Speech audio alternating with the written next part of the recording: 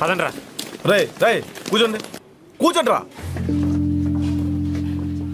Sudden గా ఏమైందిరా మీకు? ఎందుకు ఎవరు చేస్తున్నారు? నిన్ను నమ్మి మేమంతా ఫూల్స్ అయ్యాం. నిన్ను ఫండమెంటల్ మేడం ని కలుపుదాం అనుకున్నాం, కానీ నువ్వు ఇంకొకరితో డయాగ్రామ్ వేస్తున్నావు అని తెలిసి మేము మోసపోయాం. నీ గురించి మా నాన్నకి చెప్తే ఏమన్నాడు తెలుసా? ఏమన్నాడు? ఆడెవడో నాలాగే ఉన్నాడు అన్నాడు. కామెడీ గురించి బిల్డింగ్ నుంచి దూకేద్దాం అనుకున్నాను. నీ గురించి తెలిసాక అదే బిల్డింగ్ నుంచి నేను తోసేద్దాం అనుకుంటున్నాను. లవ్ అంటే బ్రెడ్ జామ్ ఇచ్చి ప్రపోజ్ చేయడం కాదు, బ్రెడ్ జామ్ లా కలిసి ఉండడం. ఆడపిల్లంటే ఆటలుగా ఉందా? ఆడపిల్లంటే కోడిపిల్ల అనుకుంటున్నావా? ఆడపిల్లరా? అది నా పిల్లరా.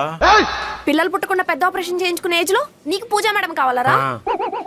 మీరే కదరా ఇప్పుడు సపోర్ట్ చేశారు. అదప్పుడు రా. అలా కాదురా పిచ్చోడా. చూడు బ్రో, నీకు మాకు సెట్ అవ్వదు. ఈ కాలేజ్ నుంచి వెళ్ళిపో. అవును, కౌముది లాంటి సిన్సియర్ అమ్మాయి ఉండే ఇలాంటి కాలేజ్లో నువ్వు అసలు ఉండకూడదు. అసలు కౌముదికి 2 సార్లు బ్రేకప్ ఎందుకైందో అడిగేవారా? అడిగాను. ఏమంది? తర్వాత మాట్లాడదామని కాల్ కట్ చేసింది. సిన్సియర్ అమ్మాయిలు అంతే మామ, సీక్రెట్లు చెప్పేసావారు. పూర్తిగా వినకుండా అక్కడ మీరే తీసుకెళ్లారు. అక్కడ జరిగింది వేరు, పూజ అర్థం చేసుకుంది వేరు. నిజంగా అమ్మాయి నాకు సెట్ అయితే దూరం ఎందుకు వస్తాను నేను? అవును కదా, మరి ఎందుకు వచ్చావు? పిట్టలు కొట్టేవాడికి ఏ పిట్ట అయితే ఏంటి?